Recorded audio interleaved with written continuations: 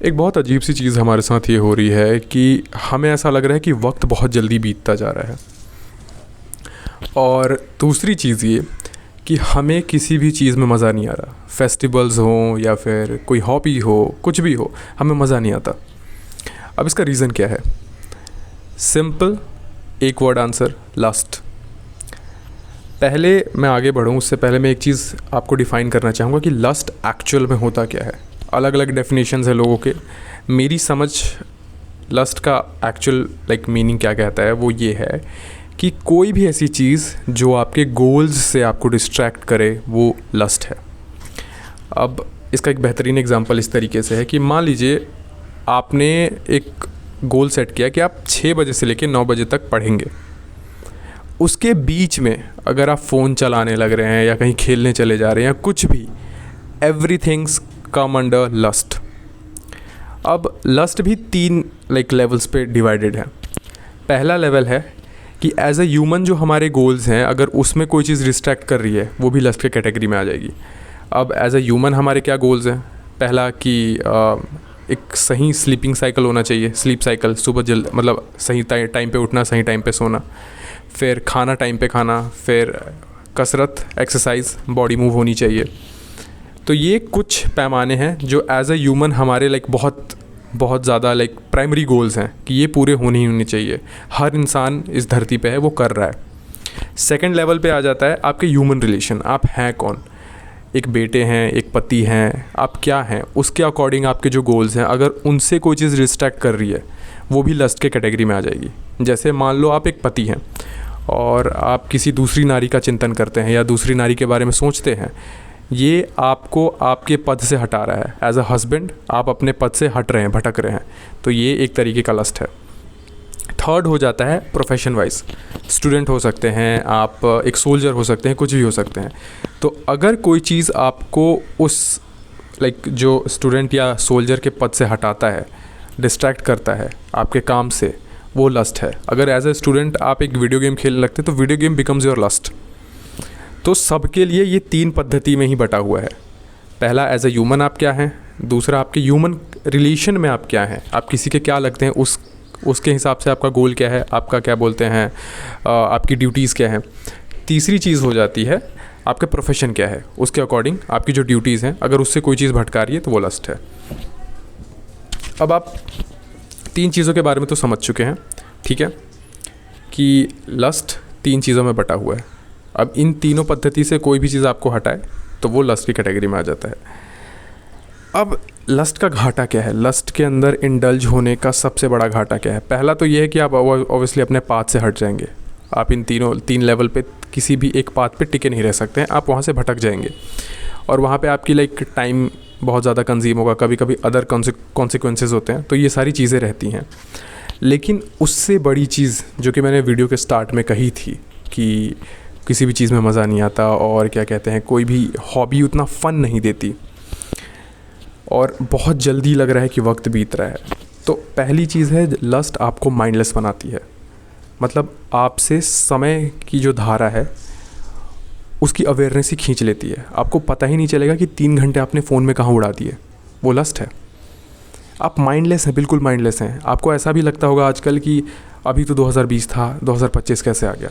It is all because of lust. People are so mindless nowadays कि उनको पता ही नहीं रहता वक्त का। तो ये पहली चीज़ है, पहली निशानी, पहला सिम्टम लस्ट का। दूसरी चीज़, अगर आप ये चीज़ देखते हैं किसी इंसान को कहते हुए कि हमें किसी भी चीज़ में मज़ा नहीं आता, हमें हॉबी में मज़ा नहीं आता, हमें क्या कहते हैं, खेल कूद में उतना मज़ा नहीं आता, मूवीज़ देखने में मज़ा, ये दूसरा सिम्टम है।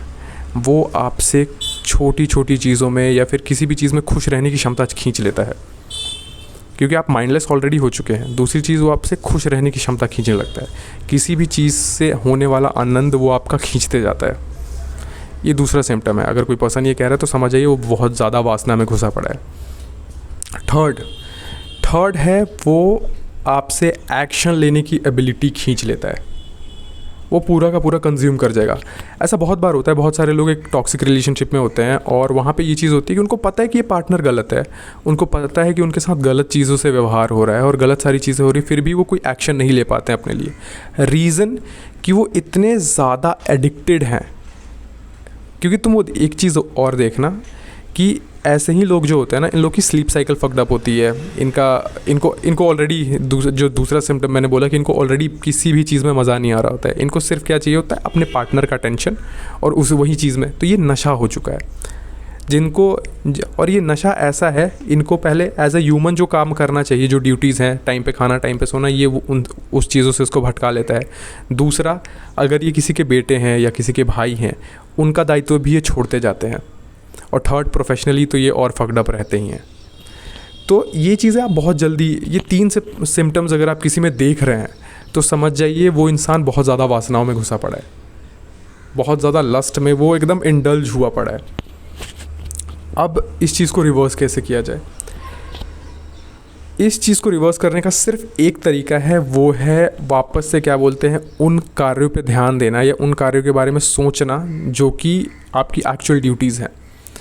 तो ऑब्वियसली आप level 1, level 2 and then level 3 पे जा सकते हैं। आप ऐसा नहीं कर सकते हैं कि आप डायरेक्ट लेवल 3 पे चले गए, बिकॉज अगर आप मान लीजिए आप प्रोफेशन वाले लेवल पे चले गए और आपने ह्यूमन रिलेशन का जो लेवल 2 है वो छोड़ दिया और लेवल 1 छोड़ दिया ह्यूमन का, कुछ टाइम में आपकी हालत और ख़राब हो जाएगी।